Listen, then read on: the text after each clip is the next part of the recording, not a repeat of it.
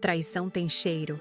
Eu senti esse cheiro quando minha própria filha sorriu ao assinar os papéis da casa que eu daria a ela.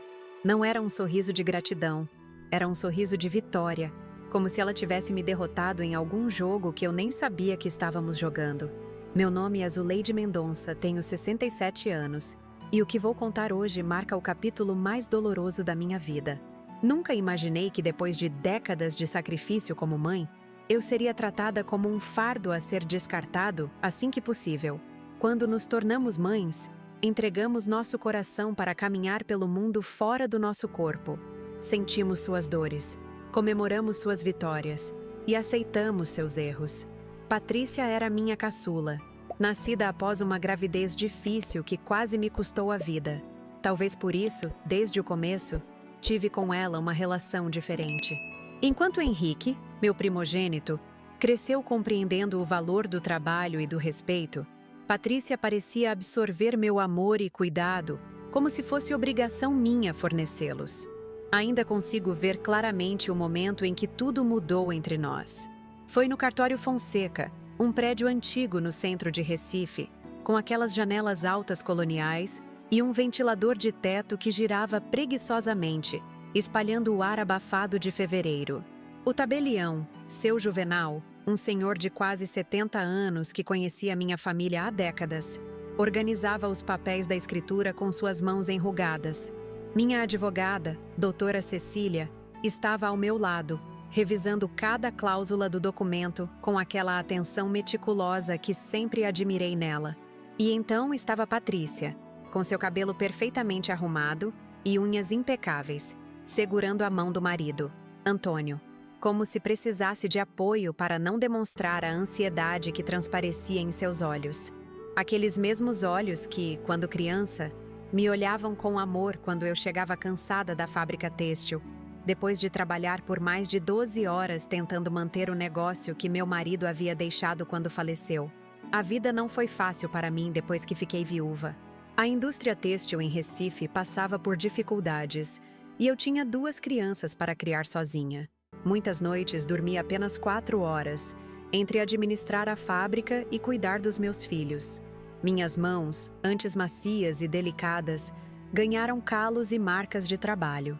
Meus cabelos embranqueceram precocemente, e as rugas começaram a surgir antes do tempo. Mas eu nunca reclamei. Fiz tudo por amor, por devoção aos meus filhos. A mansão dos Ipês, onde criamos tantas memórias, nunca foi apenas uma casa para mim. Era o símbolo da nossa família, das nossas raízes, da nossa história. Cada canto guardava uma lembrança. A marca na parede da cozinha, onde eu media a altura dos meus filhos a cada aniversário. O degrau da escada que rangia e anunciava quando Henrique chegava tarde da faculdade. O quarto de Patrícia, decorado com tanto cuidado, com as cortinas de renda que eu mesma costurei nos poucos momentos livres que tinha. Mas para Patrícia, nossa casa era apenas um endereço, um bem material, algo que com o tempo passou a não ser suficientemente luxuoso para seu novo círculo social. Quando ela se casou com Antônio, um homem ambicioso que trabalhava com vendas de produtos químicos, percebi como ela começou a se afastar cada vez mais. As visitas ficaram raras e sempre apressadas. Telefonemas só quando precisava de algo. E sempre as mesmas desculpas. Estou muito ocupada, mãe. A vida está corrida. Tenho compromissos importantes. Foi numa dessas raras visitas que ela mencionou, como quem não quer nada, que sonhava com uma casa no condomínio Altos do Atlântico. É o lugar mais exclusivo de Recife agora, mãe. Todo mundo que importa mora lá. Seus olhos brilhavam não pelo desejo de construir um lar, mas pelo status que aquele endereço representava. Algo dentro de mim se quebrou naquele dia. Talvez fosse a intuição que as mães desenvolvem, ou talvez fossem os pequenos sinais que eu vinha ignorando por anos. As conversas sussurradas entre ela e Antônio que cessavam quando eu entrava na sala. O jeito como eles olhavam para os móveis antigos da nossa casa, avaliando seu valor. Como Patrícia perguntava, com frequência cada vez maior, sobre meus investimentos, sobre o futuro da fábrica, sobre meu testamento. Decidi então fazer um teste. Anunciei que estava considerando dar a eles uma casa nova, como presente pelos 5 anos de casamento. A mudança foi imediata. De repente, Patrícia passou a me visitar semanalmente. Trazia pequenos presentes, perguntava sobre minha saúde, até se ofereceu para me levar ao médico para aquele check-up que você vem adiando, mãe. Encontrei uma casa no condomínio Altos do Atlântico. Não era a mais bonita ou a melhor localizada. Na verdade, tinha problemas estruturais sérios que estavam cuidadosamente disfarçados por uma pintura recente e uma decoração estratégica. Havia também dívidas consideráveis de IPTU atrasado e problemas com a documentação que eu, com a ajuda da doutora Cecília, consegui temporariamente ocultar. Quando levei Patrícia para conhecer a casa, ela mal disfarçou o desapontamento ao ver que não era uma das mansões à beira-mar que o condomínio oferecia. Mas rapidamente se recuperou quando percebeu o endereço e o status que ele representava. Não fez perguntas sobre a estrutura, não quis verificar documentação, não se importou com detalhes que qualquer comprador responsável checaria. Só queria a casa. E rápido. Marquei a assinatura da escritura para uma terça-feira. Lembro-me perfeitamente porque era o dia que costumávamos visitar o túmulo do meu marido. Uma tradição que Patrícia havia abandonado há anos.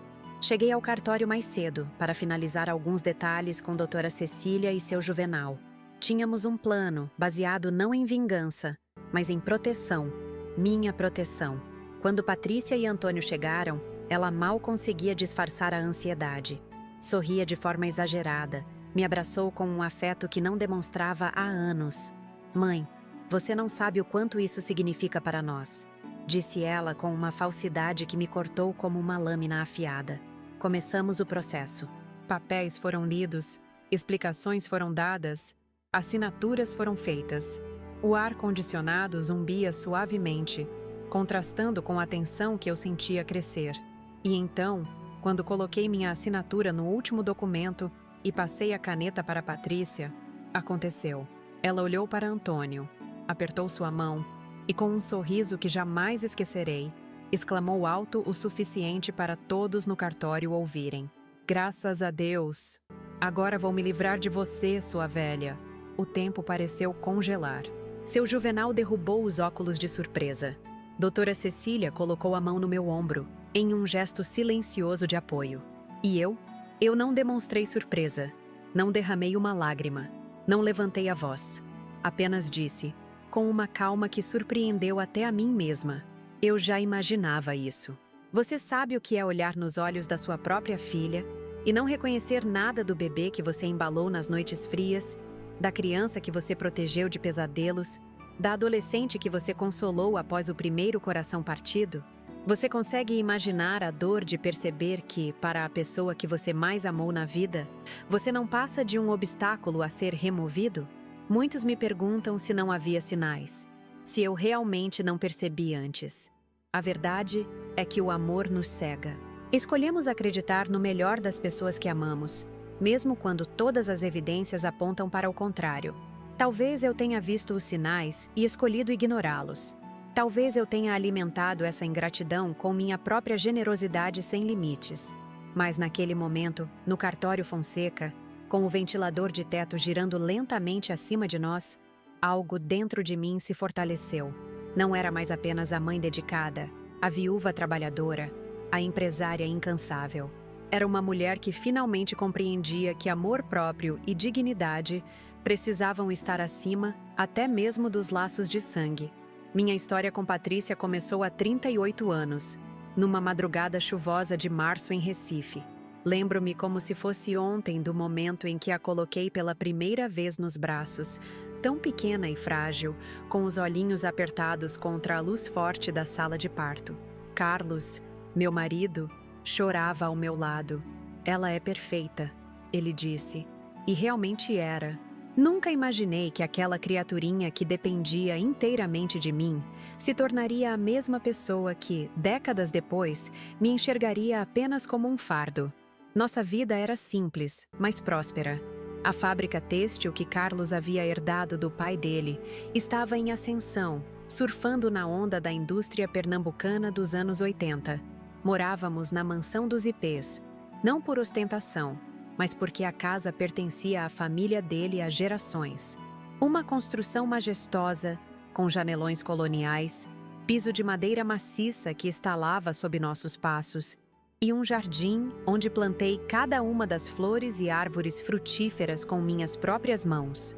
Henrique, nosso primogênito, tinha apenas 4 anos quando Patrícia nasceu.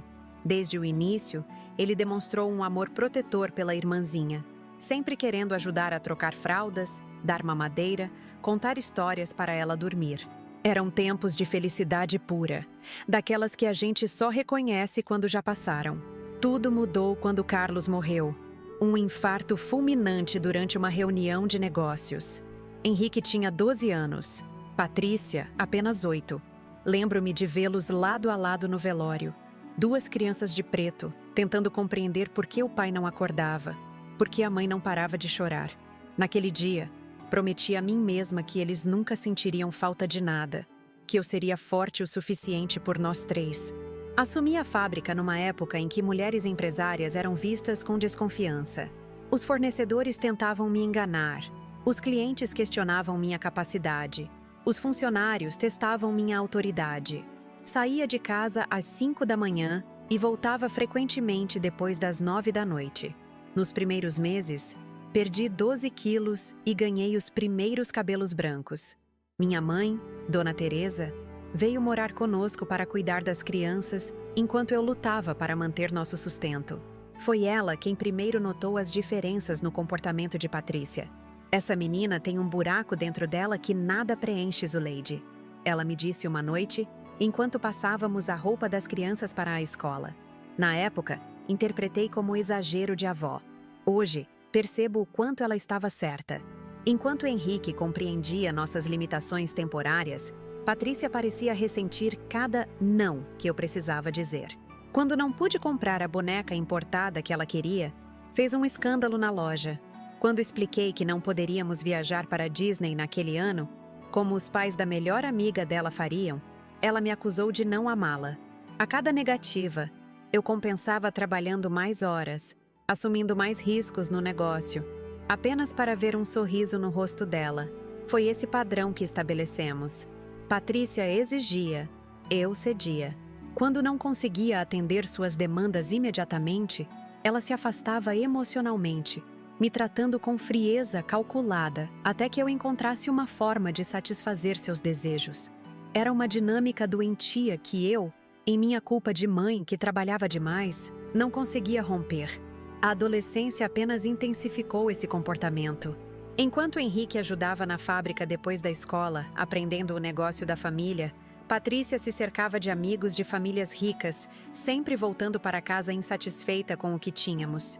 Por que não moramos em Boa Viagem, perto da praia, como a família da Juliana? Ela questionava. Por que não trocamos de carro? O nosso é tão velho que estou com vergonha de chegar na escola. A fábrica prosperava lentamente, mas os sacrifícios eram enormes. Abri mão de cuidar da minha saúde, de momentos de lazer, de uma possível vida amorosa após a viuvez. Tudo para garantir que meus filhos tivessem oportunidades. Paguei as melhores escolas, cursos de idiomas, viagens educativas. Quando Henrique decidiu estudar administração, vi um alívio para o futuro da empresa. Quando Patrícia escolheu moda, financiei cada centavo dos materiais caríssimos e das viagens para eventos que ela insistia serem essenciais para sua formação. A faculdade de Patrícia foi um desfile de exigências. Primeiro, um apartamento próprio, porque morar com a mãe aos 18 anos é ridículo. Depois, um carro porque todo mundo na faculdade tem o seu. Uma viagem para Milão para um curso de verão porque, sem isso, meu currículo não terá valor. Mesadas cada vez maiores porque você não entende como é caro manter as aparências no meu círculo social. Enquanto isso, Henrique se formou com honras. Recusou minha oferta de um carro novo, preferindo continuar com o usado que tinha desde os 20 anos, e voltou para trabalhar comigo na fábrica. Mãe, você precisa descansar mais. Ele me dizia frequentemente, vendo as olheiras que se tornavam permanentes em meu rosto. Já trabalhei o suficiente por todos nós. Agora é minha vez de assumir as responsabilidades. Foi nessa época que conheci seu Geraldo Pacheco, meu vizinho no Jardim Primavera. Viúvo como eu, professor universitário aposentado, com uma sabedoria tranquila que me atraiu imediatamente. Começamos a conversar nos finais de tarde, quando eu finalmente chegava em casa e o encontrava cuidando de suas orquídeas no jardim. Ele foi a primeira pessoa que me fez questionar minha relação com Patrícia.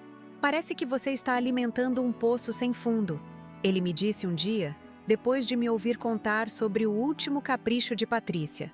Uma bolsa de marca francesa que custou 3 meses do salário de um dos meus funcionários. "O problema não é o dinheiro em si, Lady. É que ela nunca aprenderá a valorizar nada se tudo vier fácil demais."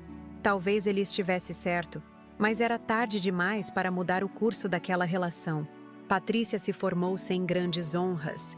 Trabalhou em algumas boutiques de luxo apenas para ganhar experiência no setor, mas nunca realmente se comprometeu com uma carreira. Sempre havia uma desculpa, sempre havia uma nova necessidade, sempre havia a certeza de que a mãe estaria lá para resolver tudo. Foi em uma dessas boutiques que ela conheceu Antônio Bastos. Alto, bem vestido, com um sorriso encantador e palavras sempre certeiras. Vendedor de produtos químicos para grandes empresas, ele se apresentava como um consultor de negócios internacionais. Desconfiei dele desde o primeiro jantar em que Patrícia o trouxe à mansão dos Ipês. Havia algo calculista em seu olhar, especialmente quando observava os detalhes da casa, as pratarias antigas, os quadros que Carlos havia colecionado.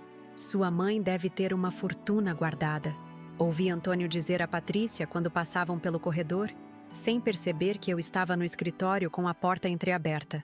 "Esse lugar deve valer uma grana no mercado imobiliário atual." Quando anunciaram o noivado, 6 meses depois, tentei conversar com Patrícia. "Você tem certeza, filha? Vocês se conhecem há tão pouco tempo?" Ela reagiu com fúria. "Você nunca está satisfeita com nada que eu faço. Sempre criticando, sempre duvidando. Pois saiba que Antônio me valoriza como você nunca valorizou. O casamento foi extravagante, exatamente como Patrícia queria. Uma cerimônia para 300 pessoas no Clube Internacional do Recife, vestido importado de Paris, decoração assinada por um designer famoso, lua de mel em 5 países diferentes. Paguei por tudo, claro. Será meu último grande presente para ela", disse a Henrique, que balançou a cabeça, preocupado com os valores que eu estava assinando nos cheques. O último grande presente durou pouco. Logo vieram os pedidos para investir no primeiro negócio de Antônio, uma importadora de produtos italianos que faliu misteriosamente 6 meses depois, sem deixar registros claros de para onde o dinheiro tinha ido. Depois, foi o apartamento no bairro mais caro de Recife, que eles venderam 2 anos depois por um valor muito abaixo do mercado, em uma transação que nunca entendi completamente. A cada novo fracasso financeiro, Patrícia e Antônio voltavam à minha porta com novas explicações e novos pedidos. Henrique, agora casado e com um filho pequeno, se mudou para a Europa para expandir nossos negócios internacionalmente. "Mãe, eles estão te sugando. Você precisa colocar limites", ele me dizia em nossas chamadas de vídeo semanais. Eu sabia que ele estava certo, mas como uma mãe diz não à própria filha?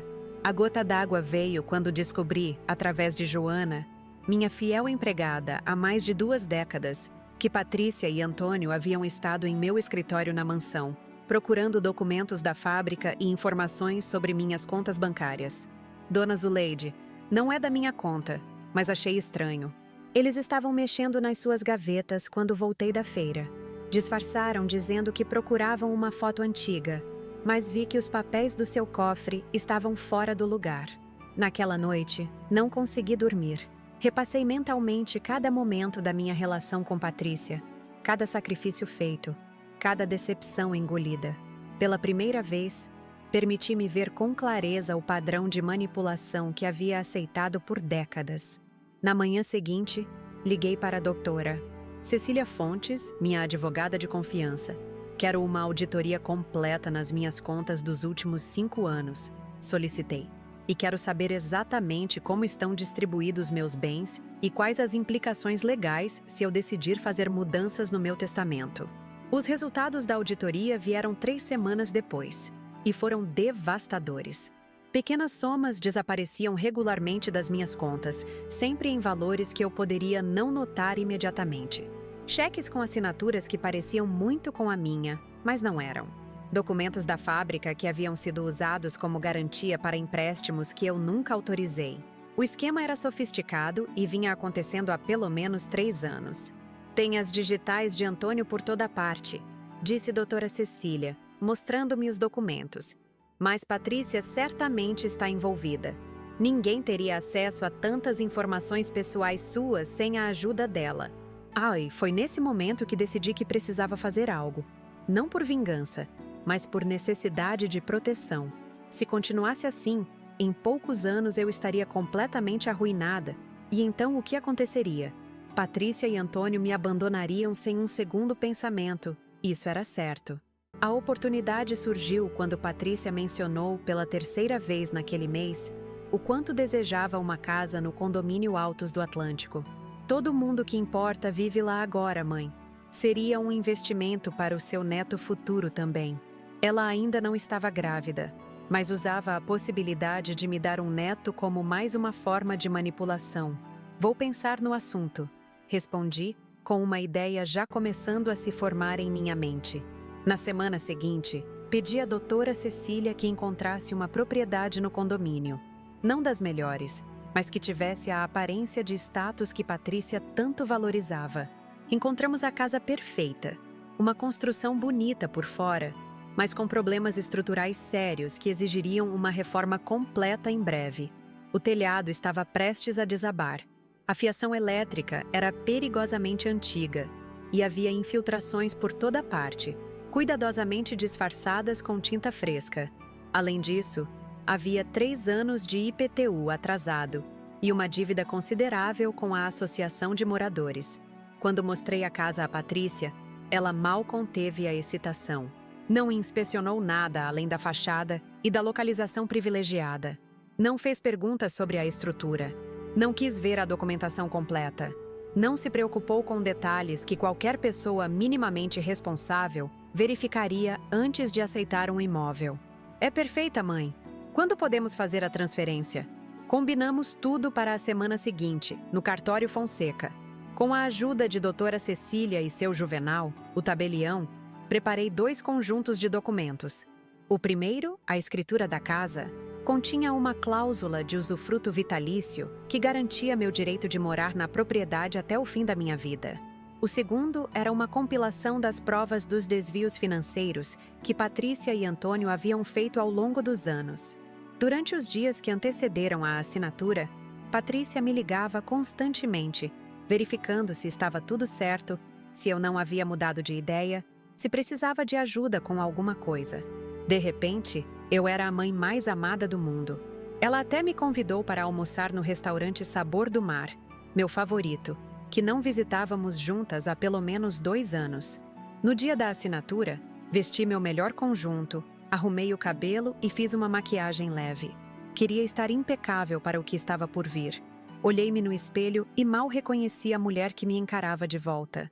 Não era mais apenas Zuleide, a mãe dedicada, a empresária incansável. Era uma mulher que finalmente havia aprendido a se proteger, mesmo que isso significasse proteger-se de seu próprio sangue. Cheguei cedo ao cartório, como combinado com doutora Cecília. Revisamos cada detalhe, cada palavra dos documentos. Seu Juvenal, que conhecia minha família há décadas, parecia desconfortável com o plano, mas entendeu sua necessidade quando mostrei as provas dos desvios financeiros. A senhora tem certeza disso, dona Zuleide? Ele perguntou, ajeitando os óculos no nariz. Tenho, seu Juvenal. Às vezes o amor precisa ser firme para ser verdadeiro. Quando Patrícia e Antônio chegaram, seus olhos brilhavam de expectativa. Ela me abraçou com um afeto que não demonstrava há anos, enquanto Antônio apertava minha mão com aquele sorriso calculista que eu havia aprendido a temer. E assim começamos o processo que mudaria para sempre nossa relação familiar, levando àquele momento devastador em que minha própria filha revelaria sua verdadeira face, gritando aquelas palavras que nenhuma mãe deveria ouvir. Graças a Deus, agora vou me livrar de você, sua velha. Aquela terça-feira amanheceu diferente em Recife.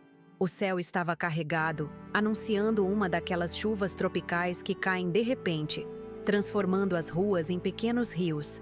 Acordei antes do despertador tocar, às 5:30 da manhã, com uma estranha sensação de calma. Talvez fosse porque, depois de tanto tempo sendo manipulada, eu finalmente tomaria as rédeas da situação. Sentei-me na varanda da mansão dos ipês com uma xícara de café, observando o jardim que cultivei por décadas. As bromélias que plantei quando soube que estava grávida de Henrique, as rosas que Carlos me dava em cada aniversário de casamento, o ipê amarelo central que deu nome à nossa casa e que, a cada setembro, explodia em flores douradas como um sol particular no nosso quintal. Quantas histórias aquelas plantas testemunharam, quantos segredos guardavam em suas raízes profundas. Joana me encontrou ali, perdida em pensamentos, e sentou-se silenciosamente ao meu lado. Depois de 25 anos trabalhando em minha casa, ela era mais que uma empregada. Era uma confidente, quase uma irmã. "A senhora tem certeza disso, dona Zuleide?" perguntou ela com aquela franqueza nordestina que sempre apreciei. "Não tem volta depois que assinar os papéis." "Tenho, Joana. Algumas lições só são aprendidas através da dor. Infelizmente, Patrícia escolheu esse caminho." Tomei um banho demorado, deixando a água quente levar embora um pouco da ansiedade que começava a se acumular em meus ombros. Escolhi cuidadosamente minha roupa, um conjunto de saia e blazer azul marinho, as pérolas que Carlos me deu quando Patrícia nasceu, um perfume suave de jasmim. Queria estar elegante, composta, digna para o que estava por vir. Doutora Cecília passou para me buscar às 9:30. No carro, revisamos mais uma vez cada detalhe do nosso plano. Ela havia sido não apenas minha advogada nos últimos 15 anos, mas também uma amiga que me apoiou nos momentos mais difíceis. Foi ela quem me aconselhou quando Henrique decidiu se mudar para a Europa. Ela quem me orientou quando a fábrica enfrentou sua maior crise. Ela quem primeiro suspeitou que algo estava errado com minhas finanças pessoais. "Zuleide, você está pálida", observou ela enquanto parávamos num semáforo. "Quer desistir? Ainda há tempo." Balancei a cabeça, determinada. "Não estou pálida de medo, Cecília. Estou pálida de decepção. Mas seguiremos em frente. É o único caminho agora." O cartório Fonseca ficava num prédio colonial no centro histórico de Recife. Um daqueles lugares onde o tempo parece correr mais devagar, com seus ventiladores de teto antigos, móveis de madeira maciça e o cheiro característico de papel e história. Seu Juvenal nos recebeu na entrada, formal como sempre em seu terno cinza impecável, apesar do calor úmido que se intensificava conforme a manhã avançava. "Dona Zuleide e doutora Cecília, bom dia", cumprimentou ele, com uma pequena reverência. "Está tudo preparado como combinamos, a sala dos fundos, mais reservada."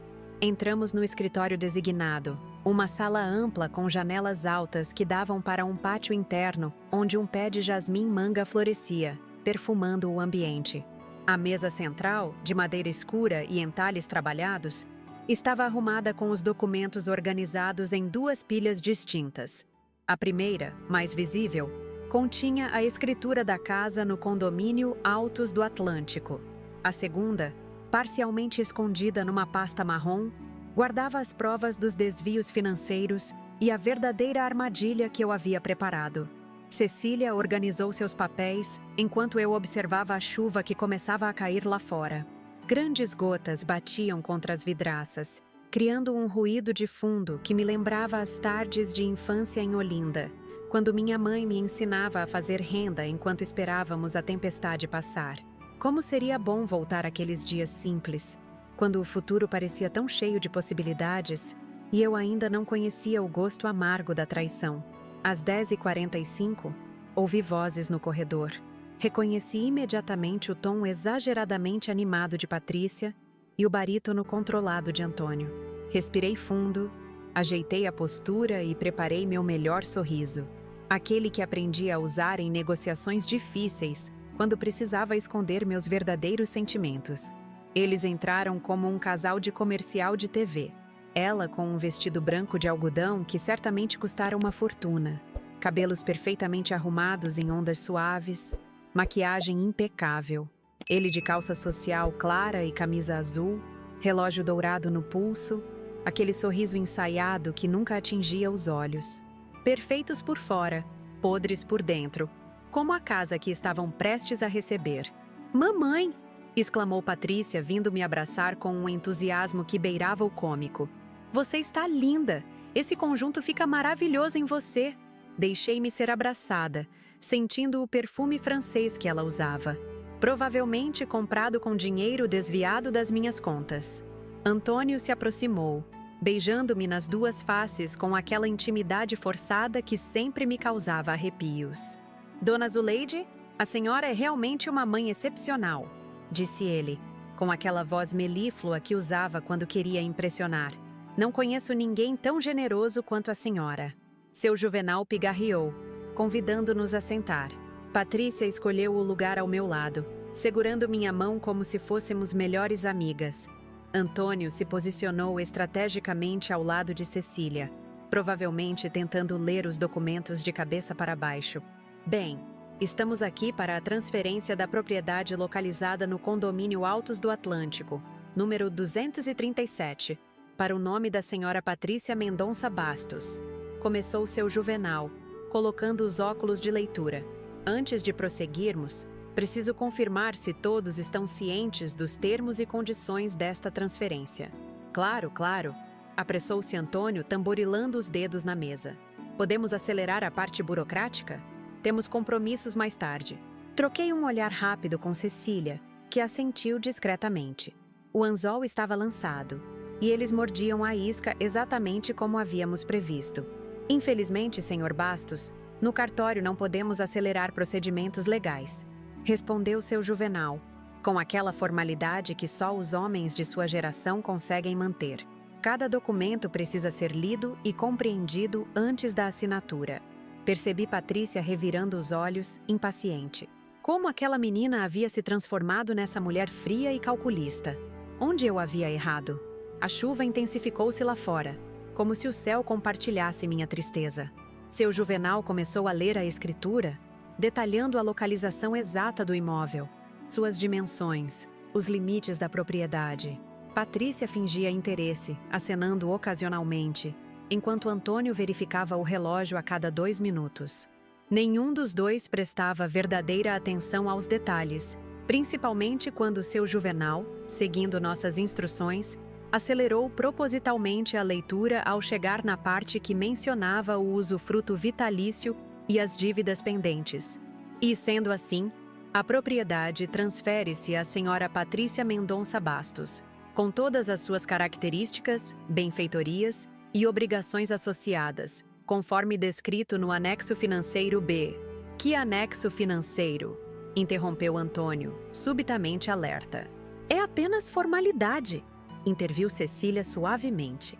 "Documentação padrão para transferências imobiliárias deste valor. Nada com que se preocupar agora." Antônio pareceu hesitar por um momento, mas Patrícia apertou seu braço, silenciando-o com um olhar. Estava claro que ela não queria nada que pudesse atrasar a concretização do seu plano. Continuando, prosseguiu seu Juvenal. "Necessitamos agora das assinaturas das partes envolvidas. Primeiro a senhora Zuleide, como atual proprietária e doadora do imóvel." Com uma calma que não refletia o tumulto em meu coração, peguei a caneta que ele me oferecia. Era uma Mont Blanc antiga, presente de Carlos no nosso 10º aniversário de casamento. Assinei meu nome completo, Zuleide Almeida Mendonça, nos 3 lugares indicados, sentindo o peso de cada letra, de cada movimento da caneta. "Agora, senhora Patrícia, por favor", indicou seu Juvenal, deslizando os documentos em sua direção. Foi nesse momento que notei a mudança em sua expressão. O sorriso educado deu lugar a algo mais selvagem, mais autêntico. Um sorriso de triunfo, de vitória. Ela olhou rapidamente para Antônio, que retribuiu com um aceno quase imperceptível, e então pegou a caneta.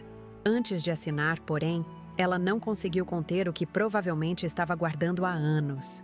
Virou-se para mim, com os olhos brilhando não de gratidão, mas de uma alegria cruel, e exclamou alto o suficiente para que todos na sala ouvissem: "Graças a Deus! Agora vou me livrar de você, sua velha." O tempo pareceu congelar. Um trovão explodiu lá fora, coincidentemente, como se a natureza quisesse sublinhar o momento. Seu Juvenal deixou cair a caneta, chocado. Cecília levou a mão ao peito. E eu simplesmente fiquei ali, olhando para aquela estranha que um dia embalarei em meus braços. O silêncio que se seguiu foi ensurdecedor. Patrícia pareceu perceber o que havia feito, pois sua expressão vacilou por um segundo, antes de se recompor numa máscara de indiferença. Antônio pigarreou, tentando disfarçar o constrangimento. Patrícia está apenas brincando, tentou ele com uma risada forçada. O senso de humor dela às vezes é um pouco peculiar, mas era tarde demais. As palavras pairavam no ar, pesadas, irreversíveis, como facas que não poderiam ser desenterradas do peito.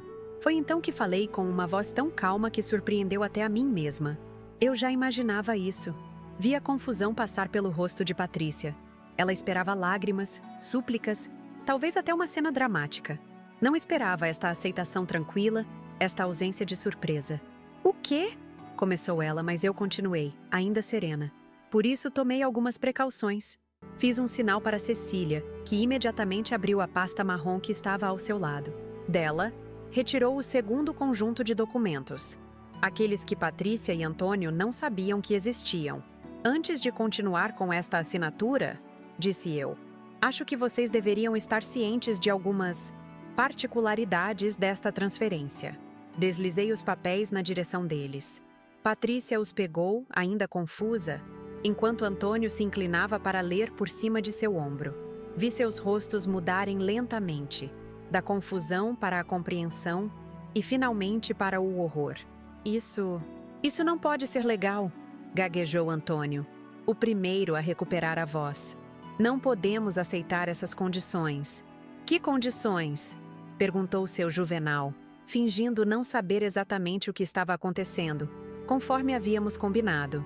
"Usufruto vitalício?" leu Patrícia com voz trêmula. Isso significa, querida filha." Expliquei pacientemente como quem ensina uma criança, "que embora a casa passe para seu nome, eu tenho o direito legal de morar nela até o dia da minha morte. Você será a proprietária apenas no papel." Antônio arrancou os documentos das mãos de Patrícia, folheando-os freneticamente. "E isso? IPTU atrasado de 3 anos? Uma dívida com a Associação de Moradores no valor de... Problemas estruturais que exigem reforma imediata no valor estimado de..." Sua voz foi subindo de volume a cada nova descoberta. "Isso é uma fortuna, mais que o valor da casa." "Sim", confirmei, ainda mantendo a calma. Como nova proprietária, Patrícia herda não apenas o imóvel, mas todas as responsabilidades e dívidas associadas a ele. Está tudo descrito no tal anexo financeiro B que você não quis esperar para entender. O rosto de Patrícia ficou vermelho, depois branco. Seus olhos, aqueles mesmos olhos que um dia me olhavam com amor infantil, agora transbordavam de ódio. "Você não pode fazer isso comigo. Sou sua filha." "Sim, você é minha filha. A mesma filha que acabou de celebrar a possibilidade de se livrar de mim.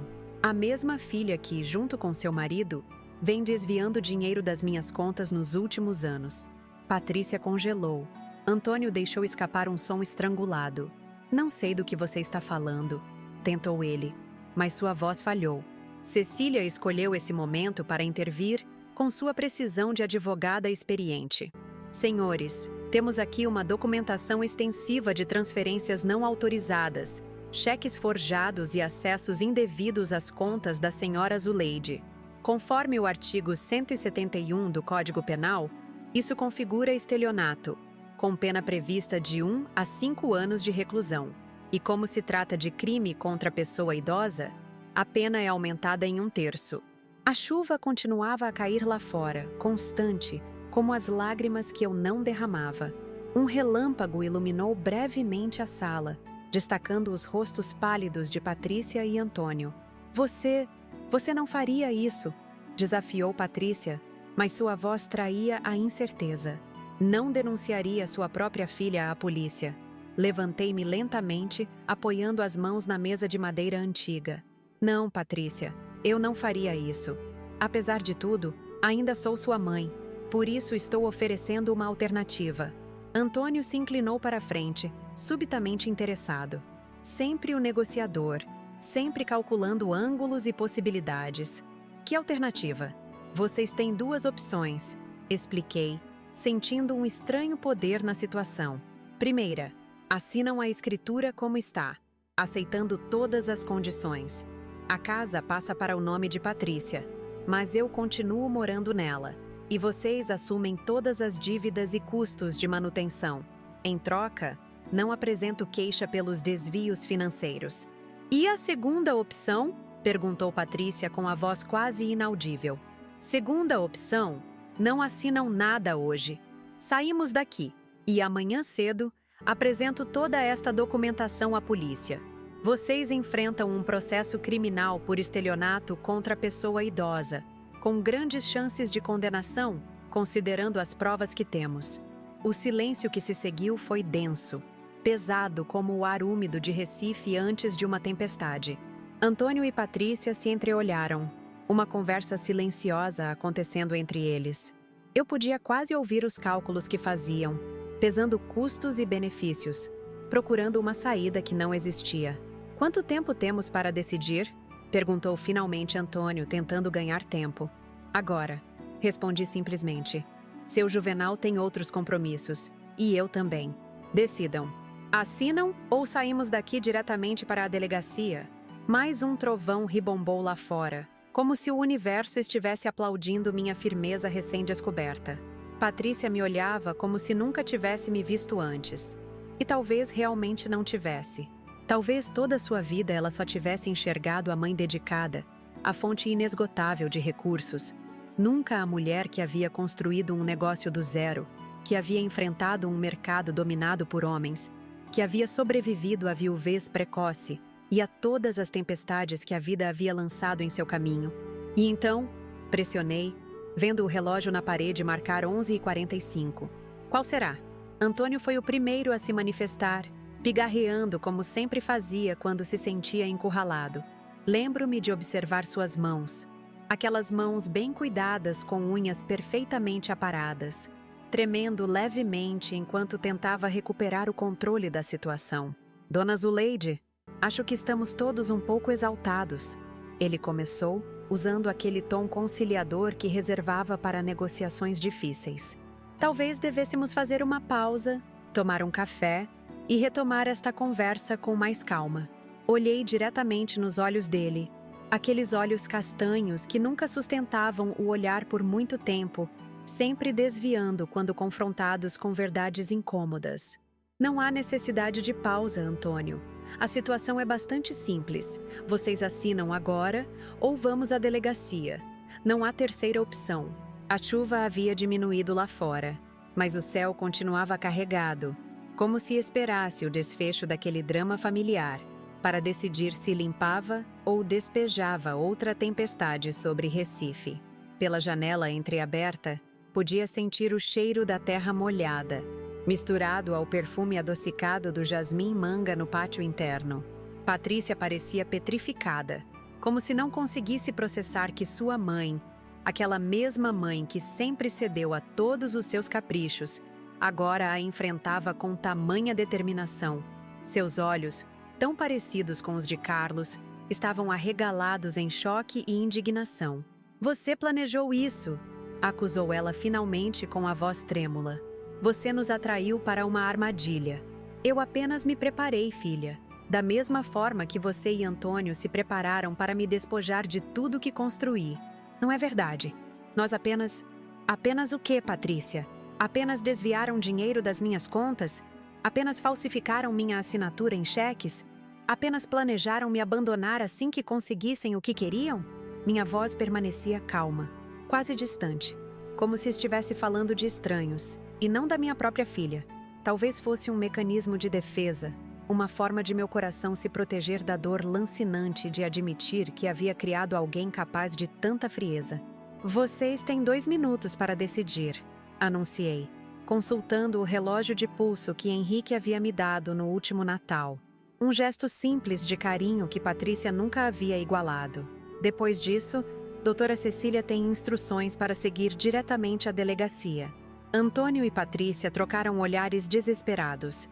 Vi toda a arrogância anterior desmoronar, substituída pelo pânico de quem vê seus planos cuidadosamente elaborados ruírem como um castelo de areia na maré alta. "Vamos assinar", murmurou finalmente Antônio, derrotado. "Não temos escolha." Patrícia se virou para ele, incrédula. "Você não pode estar falando sério. Esta casa é um buraco sem fundo. Vamos gastar fortunas só para manter as aparências." "É isso ou a prisão, Patrícia?" sibilou ele, baixo o suficiente para pensar que eu não ouviria.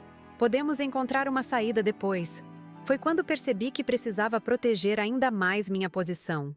Eles assinariam agora, mas continuariam procurando brechas, maneiras de contornar o acordo, talvez até tentando contestar a escritura judicialmente depois.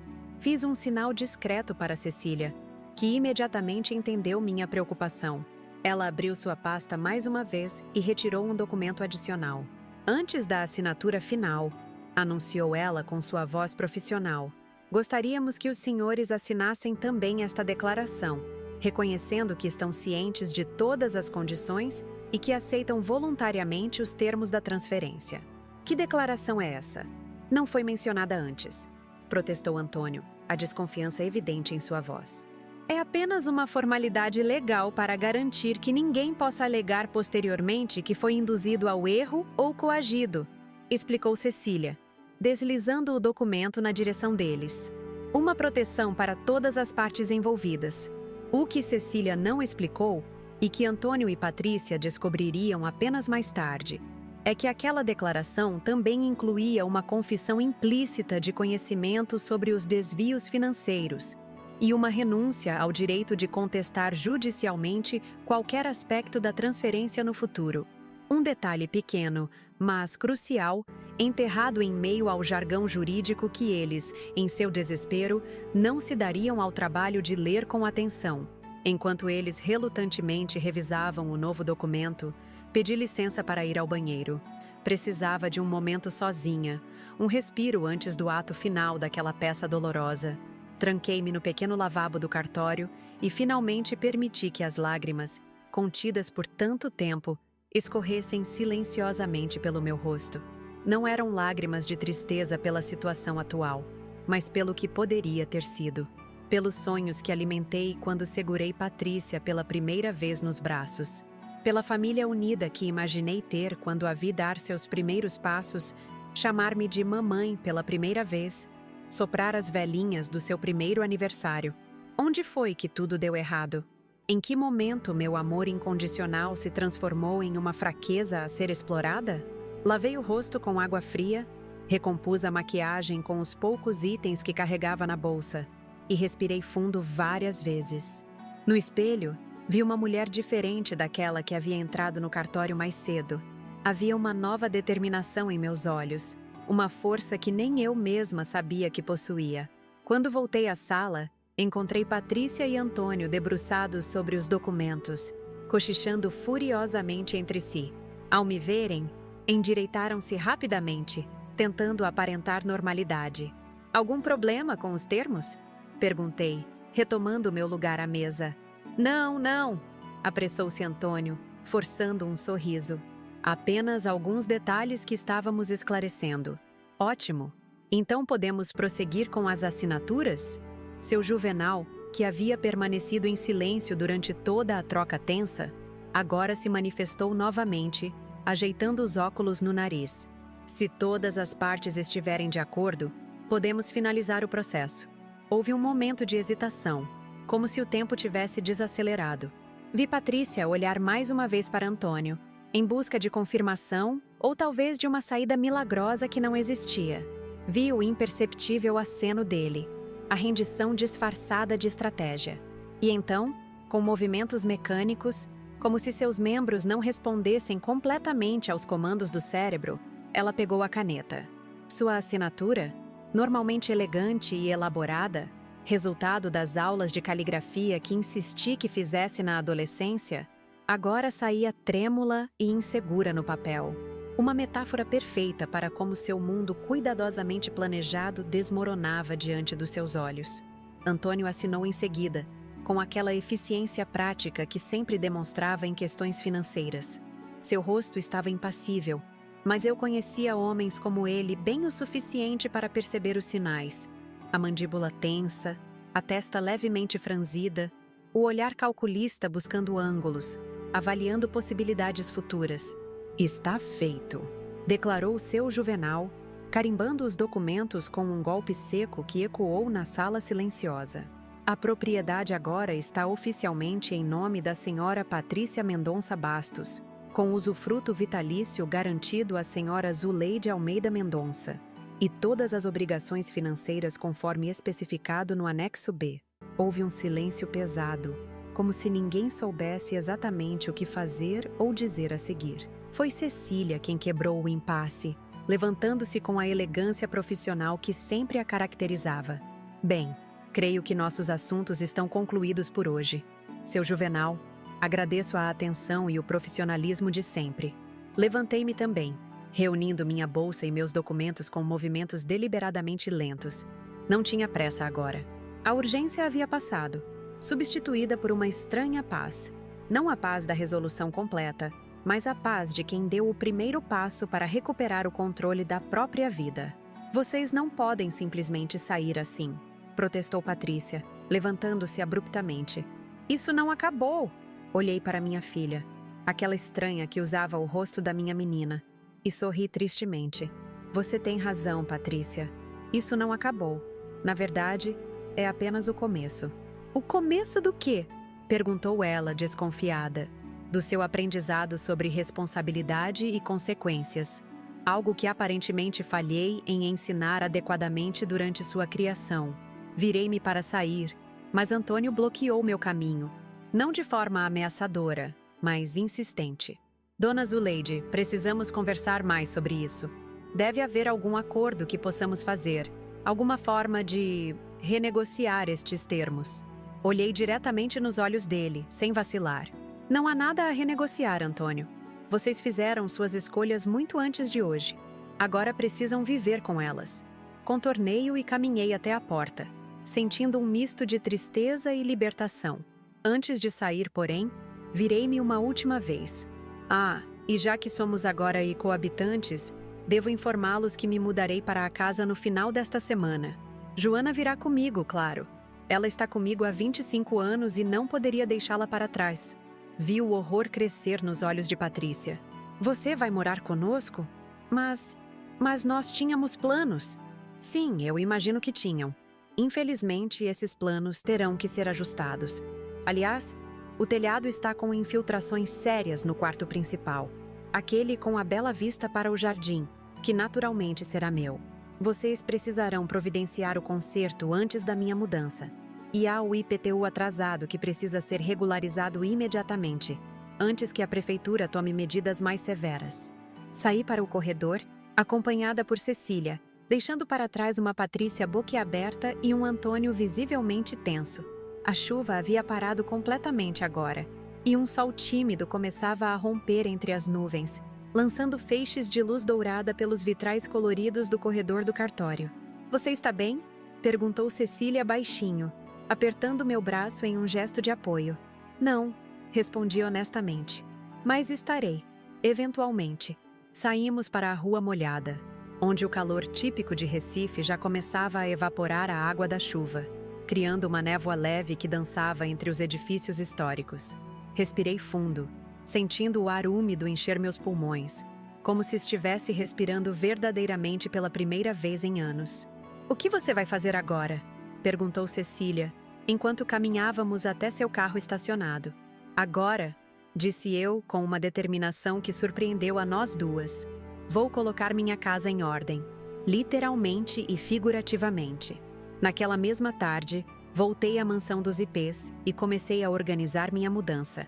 Não levaria tudo, claro, apenas o que realmente importava.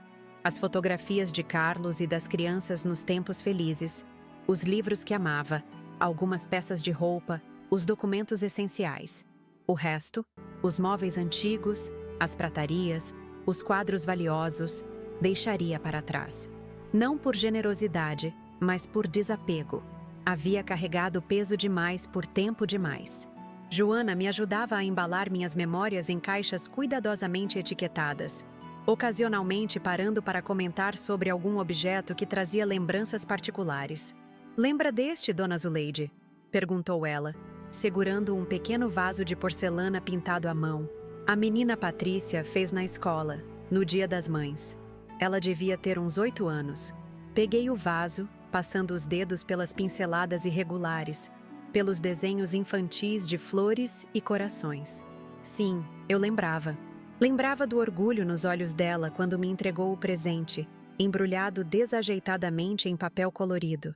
Lembrava de como ela ficou na ponta dos pés para beijar meu rosto, sussurrando: "Te amo, mamãe", com aquela sinceridade que só as crianças possuem. Onde estava aquela menina agora? Em que momento ela se perdeu, substituída por esta adulta fria e calculista que não reconhecia mais nenhum valor além do material? "Vou levar este", decidi, entregando o vaso de volta para Joana embalar. Não por ela, mas por mim, para lembrar que houve tempos melhores. Naquela noite, não consegui dormir.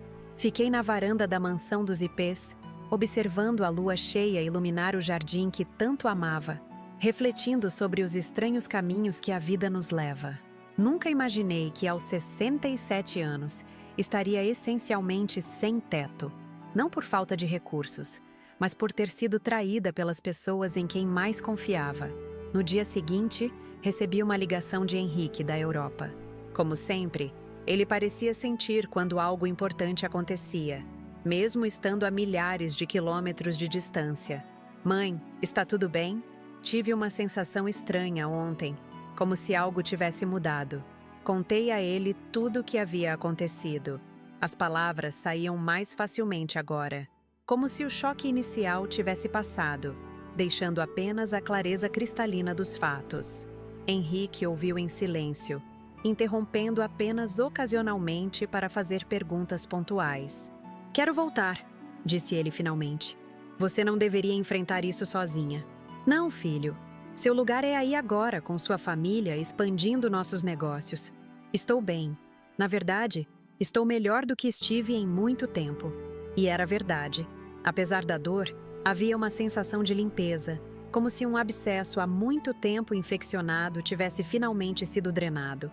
A ferida ainda doía, certamente, mas agora poderia começar a cicatrizar adequadamente. Além disso, continuei, com um leve sorriso que ele não podia ver, mas talvez pudesse ouvir em minha voz: "Tenho planos." "Que tipo de planos, mãe?"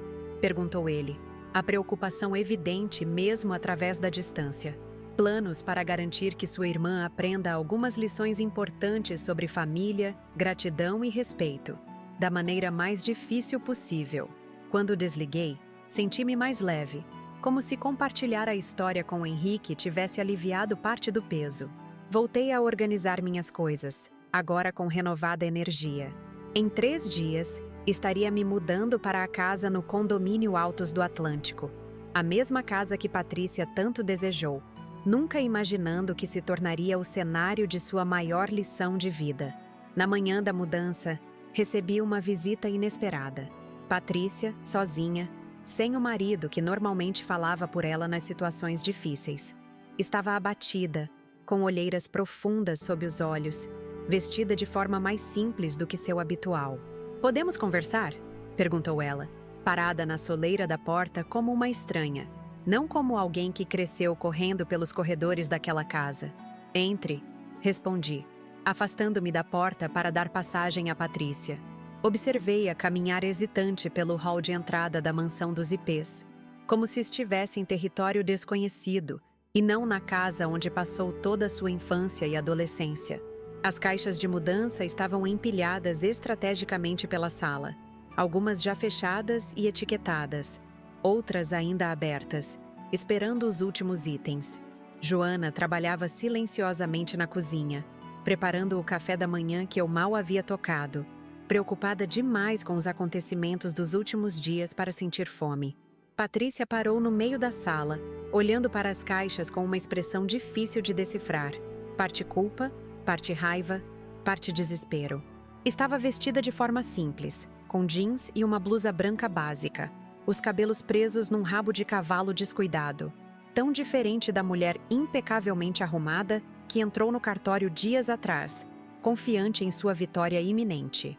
"Você realmente vai fazer isso?", disse ela finalmente, não como pergunta, mas como constatação. "Vai mesmo se mudar para aquela casa?" "Sim", confirmei, sentando-me na poltrona de leitura que ainda não havia sido embalada. Aquela mesma poltrona onde li tantas histórias para ela quando criança, nas noites em que os trovões a assustavam. "A mudança está marcada para hoje à tarde." Patrícia respirou fundo, como se reunisse coragem para o que viria a seguir. Percebi que suas mãos tremiam levemente, e por um breve momento, vi novamente a menina vulnerável que costumava correr para meus braços quando se machucava.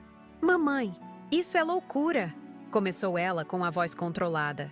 "Você não pode simplesmente se mudar para nossa casa.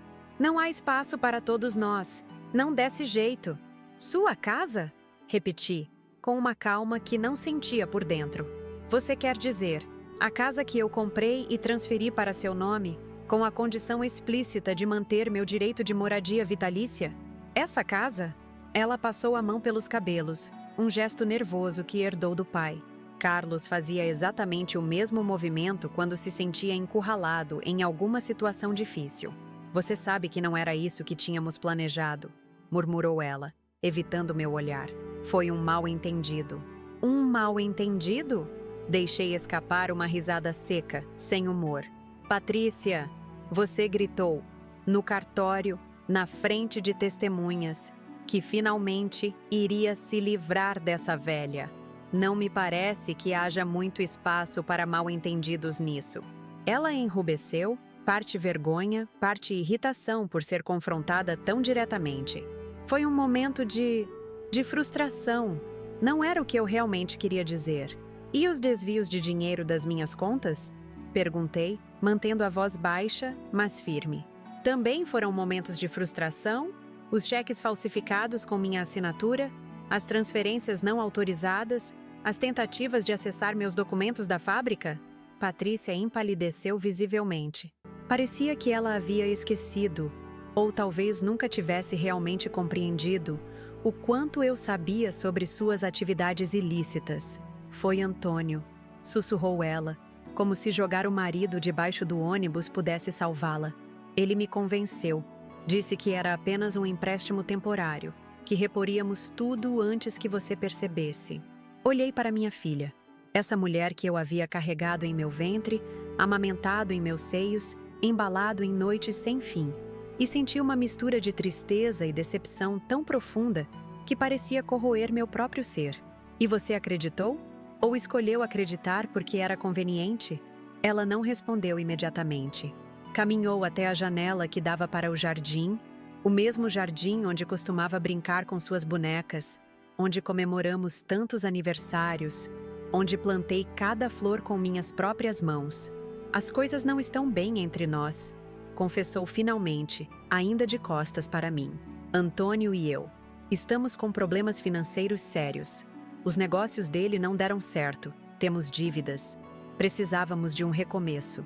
E esse recomeço incluía se livrar de mim e tomar posse de tudo que construí ao longo da vida?" Ela se virou, e vi lágrimas genuínas em seus olhos, as primeiras que via ali em muito tempo. "Não era para ser assim. Nós apenas o quê, Patrícia? Apenas planejavam me colocar em algum asilo barato? Ou talvez me deixar num cantinho da mansão, como um móvel antigo que ninguém tem coragem de jogar fora, mas também não quer realmente ver?" Minhas palavras a atingiram como bofetadas. Ela se encolheu visivelmente, as lágrimas agora escorrendo livremente pelo rosto que, apesar de tudo, ainda era tão parecido com o meu quando jovem. "Mãe, por favor", implorou ela, dando um passo em minha direção. "Podemos consertar isso. Deve haver uma solução que funcione para todos nós." Levantei-me da poltrona, sentindo o peso dos meus 67 anos, cada um deles marcado por sacrifícios, lutas e, ultimamente, desilusões. "Sim, há uma solução, e é exatamente a que estabelecemos no cartório." Vou me mudar para a casa hoje. Vocês podem escolher. Ou vivem sob o mesmo teto comigo, assumindo todas as responsabilidades financeiras da propriedade, ou procuram outro lugar para morar. A escolha é de vocês. Mas isso é injusto, protestou ela, a voz subindo uma oitava. Você sabe que não podemos pagar por outra casa agora. E como vamos arcar com todas aquelas dívidas do imóvel? Injusto? Repeti, sentindo uma raiva fria se solidificar em meu peito. Você quer falar de injustiça, Patrícia?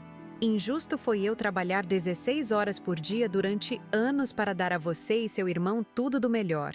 Injusto foi eu abrir mão da minha saúde, da minha vida social, de possíveis novos amores após a morte do seu pai. Tudo para garantir que vocês nunca sentissem falta de nada.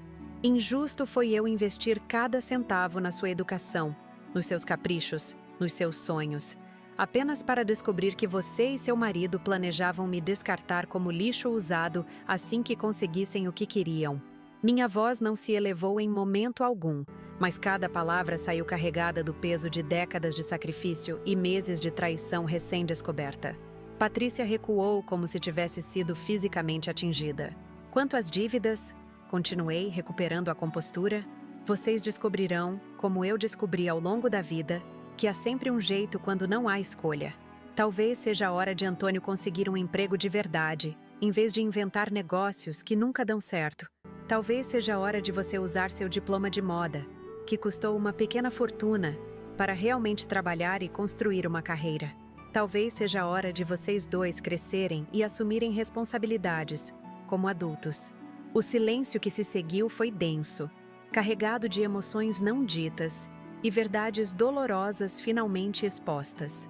Patrícia enxugou as lágrimas com as costas das mãos, num gesto que me lembrou dela aos 7 anos, quando caiu da bicicleta e ralou os joelhos. E se nós realmente não conseguirmos? Perguntou ela, com uma vulnerabilidade que não via há anos. E se as dívidas forem grandes demais? Suspirei profundamente, sentindo o cansaço de toda aquela situação pesar sobre meus ombros. Então vocês aprenderão a lição mais valiosa que eu poderia ter lhes ensinado. Mas aparentemente falhei. Que ações têm consequências, Patrícia? Que não se pode construir felicidade à custa do sofrimento alheio. Que família deveria significar mais do que uma fonte conveniente de recursos. Nesse momento, Joana apareceu na porta da cozinha, hesitante. Dona Zuleide, os rapazes da mudança ligaram. Chegarão em 1 hora. Obrigada, Joana, respondi, sem tirar os olhos de Patrícia. Já estamos quase terminando aqui. Patrícia olhou em volta, para as caixas, para os espaços vazios onde antes havia fotografias familiares, para os contornos mais claros na parede onde quadros haviam sido retirados. Você vai mesmo fazer isso, disse ela. Novamente uma constatação, não uma pergunta. Vai realmente me forçar a viver com você naquela casa cheia de problemas? Não estou forçando nada, filha. Estou simplesmente exercendo meu direito legal, garantido em contrato que você assinou voluntariamente. Quanto a viver juntos, bem, essa é uma decisão que cabe a você e Antônio. Vocês podem escolher outro lugar para morar, se preferirem. Com que dinheiro? Perguntou ela, a amargura evidente em sua voz. Você sabe muito bem que não temos condições. Como eu disse, sempre há um jeito quando não há escolha. Vocês poderiam vender aqueles carros de luxo que tanto se orgulham de exibir. Poderiam abrir mão das viagens internacionais, das bolsas de marca, dos jantares em restaurantes caros. Poderiam, imagine só, viver dentro das próprias possibilidades, como a maioria das pessoas. Patrícia me encarou com uma mistura de raiva e desespero. Eu podia quase ver os pensamentos correndo por trás daqueles olhos, tão parecidos com os meus, e ainda assim, refletindo uma alma tão diferente. Você está fazendo isso por vingança, acusou ela. Está nos punindo. Balancei a cabeça lentamente. Não, Patrícia. Estou fazendo isso por necessidade, por sobrevivência, porque aprendi da maneira mais dura que não posso confiar em você e Antônio para cuidarem de mim quando eu realmente precisar. Caminhei até uma das caixas abertas e retirei o pequeno vaso de porcelana que ela havia feito para mim décadas atrás. Segurei-o com cuidado, mostrando-o a ela. Lembra disso? Você o fez na segunda série, para o Dia das Mães. Disse que era para eu colocar flores do nosso jardim, para que pudesse vê-las da minha cama quando acordasse. Ela olhou para o vaso e algo em seu rosto mudou. Um lampejo de reconhecimento, talvez até de vergonha. Eu lembro, murmurou ela. Usei as cores que você mais gostava. Sim, e eu o guardei todos esses anos, mesmo depois que você cresceu e decidiu que presentes feitos à mão eram coisa de pobres. Vou levá-lo para a nova casa. Não para me lembrar da menina que você foi, mas para me lembrar de que as pessoas mudam, nem sempre para melhor. Devolvi o vaso cuidadosamente à caixa e me virei para ela. Acho que não temos mais nada a conversar, Patrícia. Os rapazes da mudança chegarão em breve e ainda tenho coisas para organizar. Estarei na casa às 4 da tarde. Se você e Antônio decidirem continuar morando lá, espero que meu quarto, o principal, com vista para o jardim, esteja pronto e com o vazamento do teto consertado. Ela ficou ali parada, como se não soubesse o que fazer ou dizer a seguir. Finalmente, com um suspiro derrotado, caminhou em direção à porta. Antes de sair, porém, virou-se uma última vez. Isso não vai funcionar, mãe. Você sabe disso. Nós vamos nos matar vivendo sob o mesmo teto. Olhei para minha filha. Realmente olhei para ela. E vi não apenas a mulher ingrata que havia tentado me trair, mas também todos os erros que cometi em sua criação. A maneira como a mimei, como cedi a seus caprichos, como nunca estabeleci limites claros. Talvez, respondi honestamente, ou talvez, apenas talvez, isso seja exatamente o que todos nós precisamos para finalmente crescer. Você como pessoa, eu como mãe.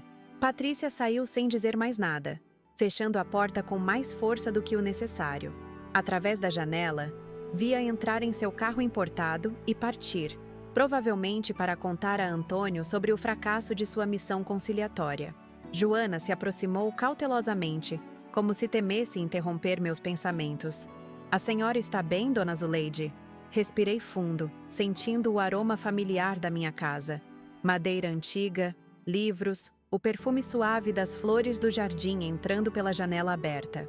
Não, Joana, não estou bem, mas estarei. As horas seguintes passaram num borrão de atividade. Os rapazes da mudança chegaram, carregaram as caixas, desmontaram os poucos móveis que eu havia decidido levar.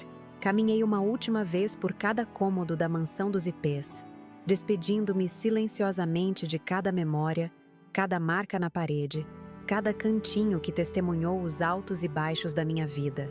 No quarto de Patrícia, ainda decorado como ela deixou quando saiu para a faculdade, parei mais tempo. Toquei a colcha rosa que ela tanto amava, os ursinhos de pelúcia alinhados na prateleira, as fitas de participação em competições escolares penduradas orgulhosamente na parede. Onde estava aquela menina doce agora?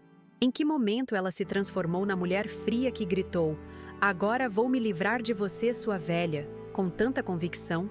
Talvez nunca houvesse uma resposta clara para essa pergunta. Talvez fosse uma combinação de muitos fatores. Meus erros como mãe, a ausência precoce do pai, as companhias que escolheu, os valores distorcidos que acabou abraçando. Ou talvez algumas pessoas simplesmente nasçam com um vazio dentro delas que nada consegue preencher. Nem amor, nem dinheiro, nem status. Quando finalmente chegamos à casa no condomínio Altos do Atlântico, já passava das 4 da tarde. O céu de Recife começava a ganhar tons alaranjados, anunciando o fim de mais um dia. A casa estava silenciosa. Nenhum sinal de Patrícia ou Antônio. Percebi que eles haviam feito algumas alterações às pressas. O quarto principal estava limpo, com lençóis novos na cama, e o vazamento no teto havia sido temporariamente coberto com uma lona. Joana começou a desempacotar nossas coisas, organizando a cozinha com a eficiência de quem conhece profundamente os hábitos da patroa. Eu caminhei até o jardim, bem menor que o da mansão dos ipês, e claramente negligenciado há muito tempo. As plantas estavam secas, o gramado invadido por ervas daninhas, as árvores precisando desesperadamente de poda.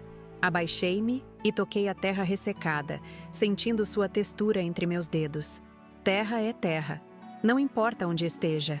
Com os cuidados certos, até o jardim mais negligenciado pode florescer novamente. Talvez fosse um bom projeto para ocupar meu tempo. Transformar aquele pedaço abandonado de terra em algo vivo novamente. O som de um carro estacionando interrompeu meus pensamentos.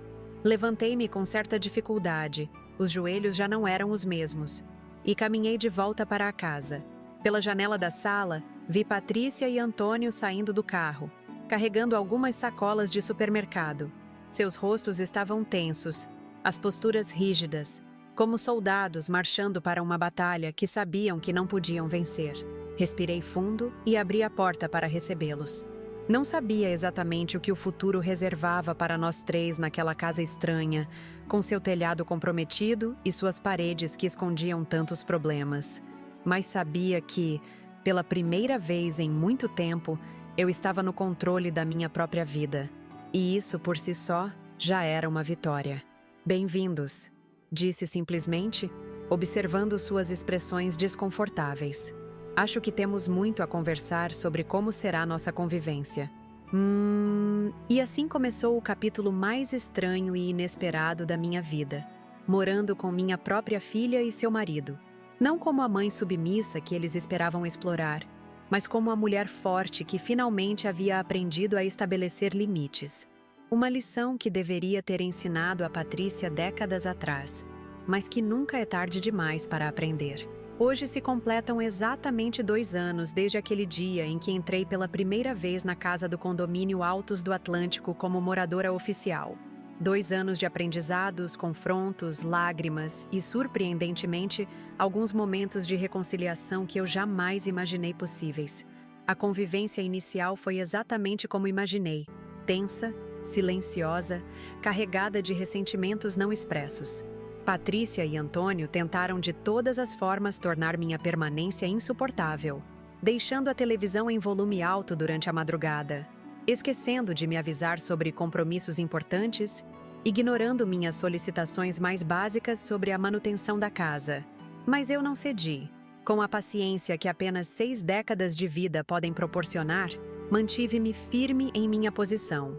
Quando o telhado finalmente desabou completamente após uma tempestade particularmente forte, insisti que fosse consertado imediatamente, mesmo que isso significasse que Antônio precisaria vender seu carro importado para cobrir os custos. Quando a conta de IPTU atrasada chegou com multa e juros estratosféricos, permaneci inabalável em minha recusa de contribuir financeiramente. Afinal, a propriedade estava em nome de Patrícia, e as responsabilidades financeiras eram todas dela, conforme o acordo. O primeiro ponto de virada veio cerca de 6 meses após minha mudança. Antônio, finalmente confrontado com a realidade de que não havia saída fácil da situação, aceitou um emprego como vendedor em uma loja de produtos químicos. Um trabalho honesto, com salário fixo, bem diferente dos negócios internacionais que ele tanto se orgulhava de gerenciar. A humildade forçada não lhe caiu bem inicialmente, mas aos poucos, vi nele algo que nunca havia notado antes. Um certo alívio por finalmente ter estabilidade, por não precisar mais inventar esquemas e histórias para manter as aparências. Patrícia demorou mais a se adaptar. Nos primeiros meses, oscilava entre crises de raiva dirigidas a mim e longos períodos de depressão silenciosa, trancada no quarto que dividia com Antônio, o segundo melhor da casa, já que eu ocupava o principal, como havia deixado claro desde o início. Foi Joana, com sua sabedoria simples e direta, quem primeiro conseguiu estabelecer algum tipo de conexão com ela. "Sabe, menina Patrícia", ouvi Joana dizer a ela certa tarde, enquanto dobravam roupas na lavanderia. "Sua mãe podia ter feito muito pior. Podia ter entregado vocês à polícia com todas aquelas provas. Podia ter cortado vocês completamente da vida dela. Em vez disso, ela escolheu uma forma dura, mais honesta, de ensinar uma lição." Não ouvi a resposta de Patrícia, mas nas semanas seguintes, notei pequenas mudanças em seu comportamento. Um bom dia, murmurado durante o café da manhã. Uma xícara de chá deixada na mesa de cabeceira quando fiquei resfriada. Perguntas hesitantes sobre a fábrica, sobre como eu havia conseguido mantê-la funcionando todos aqueles anos sozinha. O jardim tornou-se meu refúgio e, eventualmente, um inesperado ponto de encontro. Comecei a trabalhar nele todas as manhãs, removendo ervas daninhas, plantando flores, trazendo vida de volta àquele pedaço de terra negligenciado. Certa manhã, para minha surpresa, Patrícia apareceu ao meu lado, vestida com roupas simples e luvas de jardinagem. "Posso ajudar?" perguntou ela, sem me olhar diretamente. "Lembro que você sempre dizia que jardinar é mais fácil com 4 mãos." Trabalhamos lado a lado naquela manhã e em muitas outras que se seguiram. Entre mudas plantadas e terra revirada, palavras começaram a fluir, primeiro sobre assuntos seguros e neutros, depois, gradualmente, sobre feridas mais profundas. "Por que você fez isso, mãe?" perguntou ela finalmente em uma tarde particularmente quente, enquanto plantávamos bromélias no canteiro frontal.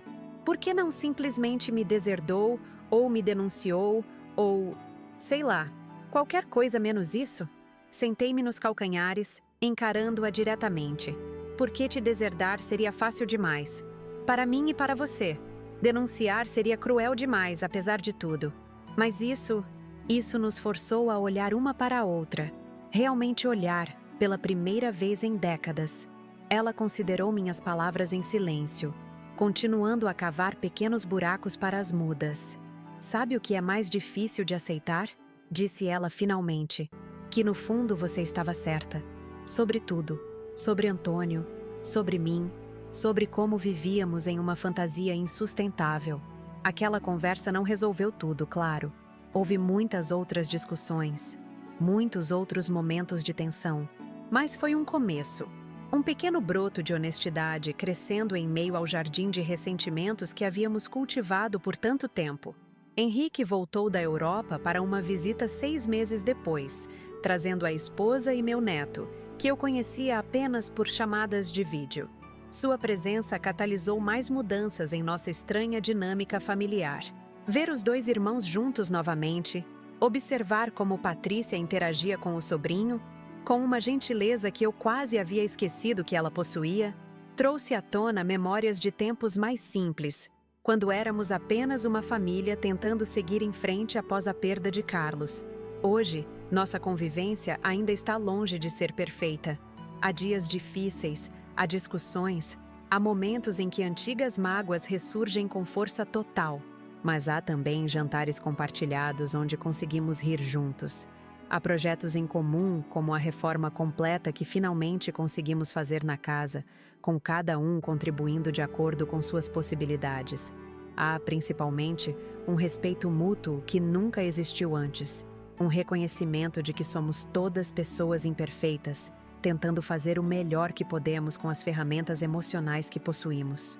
Antônio foi promovido recentemente a gerente regional da empresa onde trabalha. Patrícia começou um pequeno negócio de consultoria de moda, usando finalmente o diploma pelo qual tanto lutei para proporcionar a ela.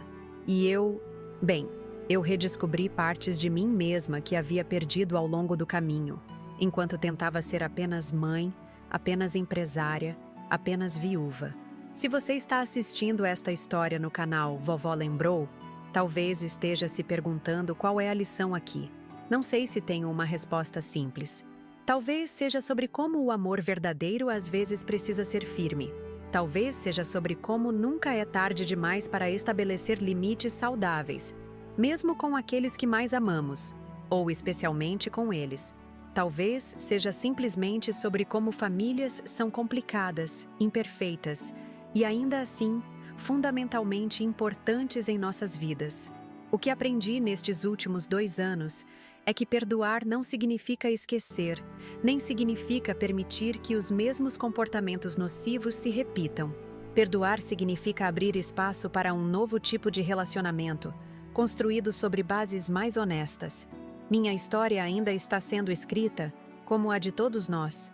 Não sei o que os próximos capítulos trarão para mim, para Patrícia, para Antônio, mas sei que enfrentarei o que vier com a mesma determinação que me trouxe até aqui. Não mais como vítima das circunstâncias ou das manipulações alheias, mas como protagonista da minha própria narrativa. Se minha história tocou você de alguma forma, peço que deixe seu comentário abaixo.